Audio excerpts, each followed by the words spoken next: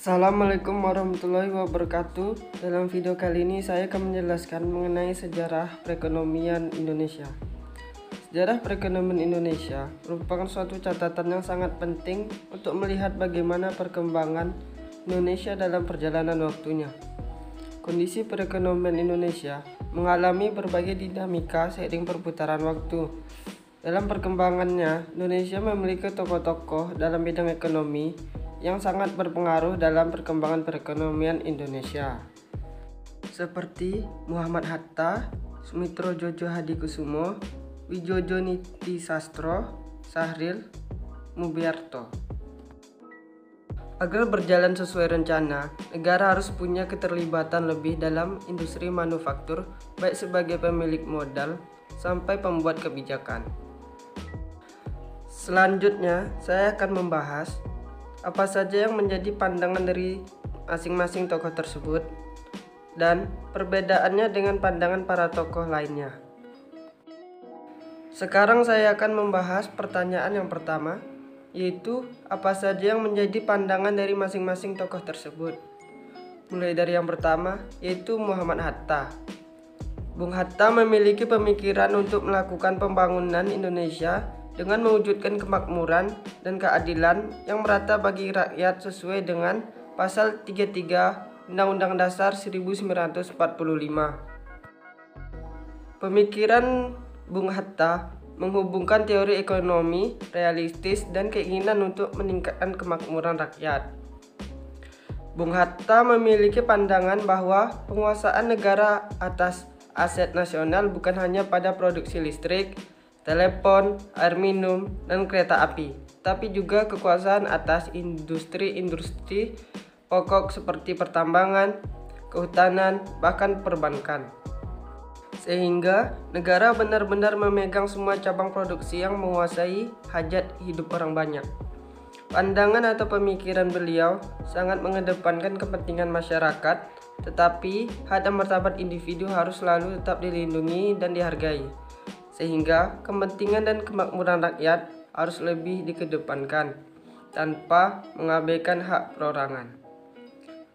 Beliau berpendapat bahwa tujuan akhir dari sebuah perekonomian adalah tercapainya efisiensi sosial. Sehingga Muhammad Hatta membangun ekonomi kerakyatan yang menjadi dasar dari Koperasi Indonesia. Pokok-pokok pikiran atau pandangan Muhammad Hatta tentang perekonomian Indonesia adalah semangat kebersamaan dan gotong royong. Melalui koperasi yang dianggap Hatta sebagai sarana pengembangan perekonomian rakyat. Pemikiran Bung Hatta mengenai ekonomi kerakyatan menjadi dasar Koperasi Indonesia. Idealisme tentang perekonomian yang berazas kekeluargaan melatarinya. Yang kedua, Sumitro Djojo Hadikusumo.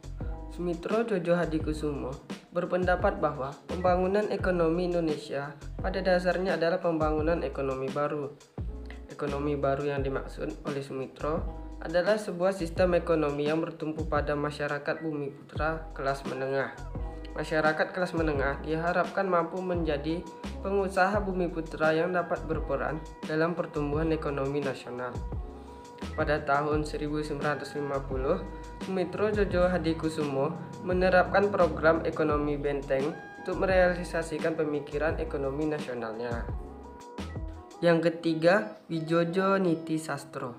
Pemikiran ekonomi yang dianut Widjojo berdasarkan dari pemikiran Keynes yang menyarankan kombinasi antara mekanisme pasar dan intervensi pemerintah.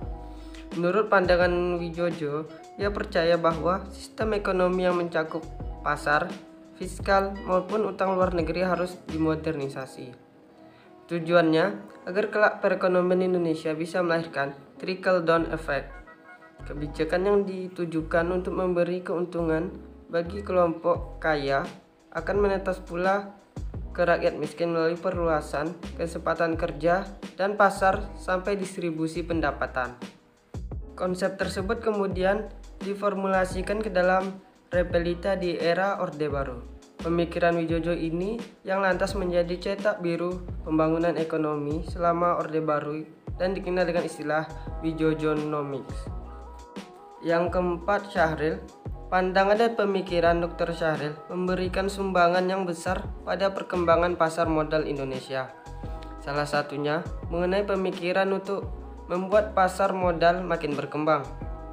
Salah satu pandangan yang paling penting bagaimana menciptakan pasar berbasis pasar, di mana harga tercipta secara wajar, tetapi kompetisi yang sehat. Konsep ini tentu menjadi dasar pengembangan pasar modal Indonesia. Pandangan tersebut diimplementasikan melalui pengembangan infrastruktur pasar modal saat ini. Salah satu pandangan Syahril yang masih sangat relevan dengan kondisi perekonomian Indonesia saat ini, yaitu perekonomian Indonesia bukan hanya harus kemiskinan, tetapi juga melakukan pemerataan untuk seluruh rakyat. Kelima, Mubiarto. Dalam memajukan perekonomian Indonesia, Mubiarto menggunakan pandangan dengan melakukan penerapan konsep ekonomi Pancasila. Ekonomi Pancasila, menurut pandangan Mubiarto, adalah suatu sistem ekonomi yang merupakan usaha bersama yang berasaskan kekeluargaan dan gotong royong, yang bertujuan untuk mewujudkan keadilan sosial bagi seluruh rakyat Indonesia dan kemerataan sosial dalam kemakmuran dan kesejahteraan sebagaimana yang tertuang pada sila kelima Pancasila, yang merupakan tujuan dari ekonomi Pancasila itu sendiri. Konsep ekonomi Pancasila yang dikembangkan oleh Profesor Dr. Mubiarto ini sejalan dengan konsep ekonomi dalam Islam. Beliau melihat penerapan ekonomi Pancasila sudah ada di segala cabang kegiatan ekonomi masyarakat, mulai dari pertanian dan perikanan, industri dan kerajinan, serta di bidang jasa. Kemudian pertanyaan yang kedua, apa perbedaannya dengan pandangan para tokoh lainnya? Baik, yang pertama, Muhammad Hatta. Pandangan atau pemikiran yang dilakukan oleh Bung Hatta kepada kebersamaan, gotong royong, dan berasaskan kekeluargaan. Yang kedua, Sumitro Jojo Hadikusumo. Menurut pandangan Sumitro, ia lebih mengedepankan pembangunan ekonomi baru yang bertumbuh pada masyarakat kelas menengah ke bawah. Yang ketiga, Wijojo Nitisasro.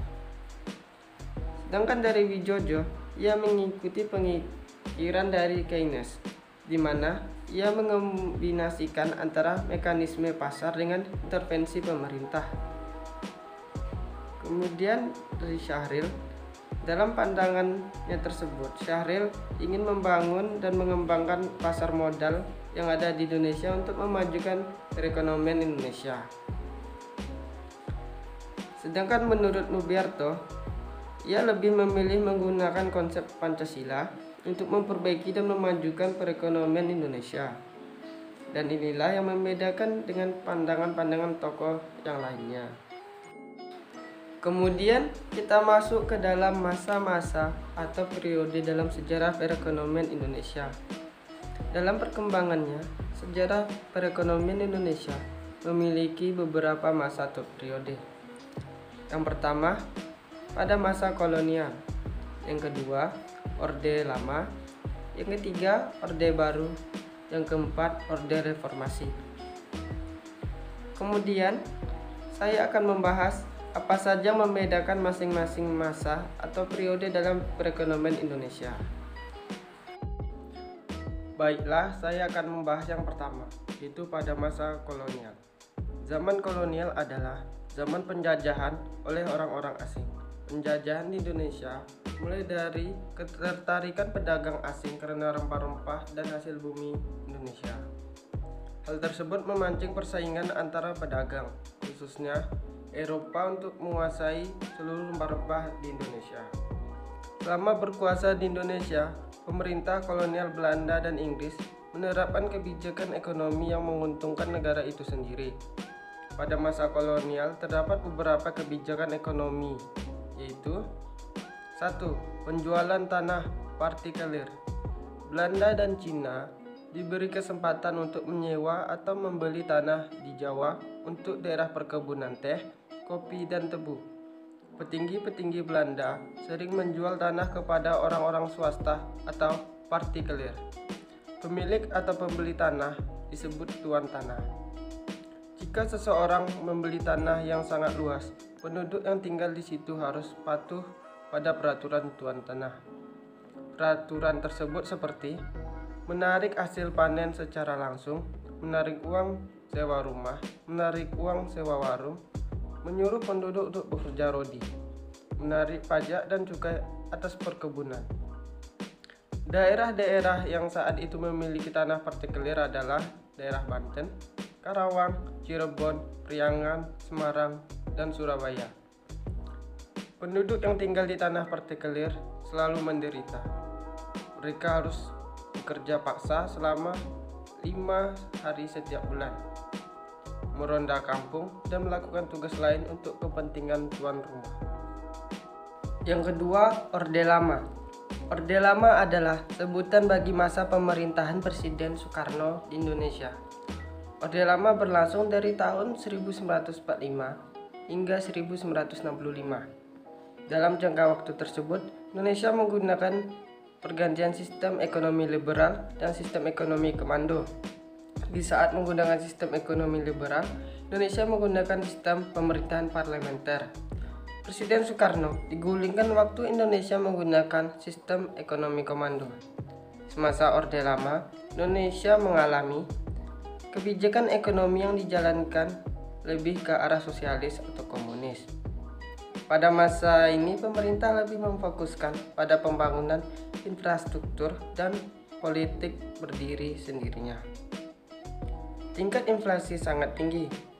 Hal ini disebabkan Indonesia masih menjadi negara baru dan butuh penyesuaian di mana-mana. Kualitas sumber daya manusia yang sangat terbatas karena pendidikan di masa ini belum merata. Orde Lama mengalami 2 pergantian sistem pemerintahan dan konstitusi. Yang ketiga, Orde Baru. Pada masa Orde Baru, pemerintah menjalankan kebijakan yang tidak mengalami perubahan terlalu signifikan selama 32 tahun. Dikarenakan pada masa itu pemerintah sukses menghadirkan suatu stabilitas politik sehingga mendukung terjadinya stabilitas ekonomi. Karena hal itulah pemerintah jarang sekali melakukan perubahan-perubahan kebijakan, terutama dalam hal anggaran negara. Pada masa tersebut, Indonesia mengalami hal seperti kebijakan ekonomi yang dijalankan bersifat terbuka dan berhaluan liberal kapitalis. Pada masa ini pemerintahan lebih memfokuskan pada perekonomian negara. Tingkat inflasi menurun, bangsa asing melakukan investasi ke Indonesia, kualitas sumber daya manusia menjadi lebih baik karena pendidikan telah merata di Indonesia. Yang keempat, Orde Reformasi. Orde Reformasi adalah masa di mana negara Indonesia mulai menjalankan demokrasi adil dan menjalankan segala peraturan yang ada di undang-undang dengan benar. Selama masa reformasi, Indonesia mengalami pemerintah berganti sebanyak 5 tahun sekali. Demokrasi lebih ditegakkan, aspirasi masyarakat jauh lebih ditegakkan, tingkat inflasi bisa dibilang stabil, terjadi pembaruan undang-undang, instansi negara atau badan usaha milik negara menjadi lebih dapat bekerja secara maksimal dan pers menjadi lebih bebas dalam menyampaikan berita atau gagasan. Baiklah, sekian penjelasan dari saya mengenai sejarah perekonomian Indonesia. Apabila terdapat banyak kesalahan, mohon maaf. Sekian dan terima kasih.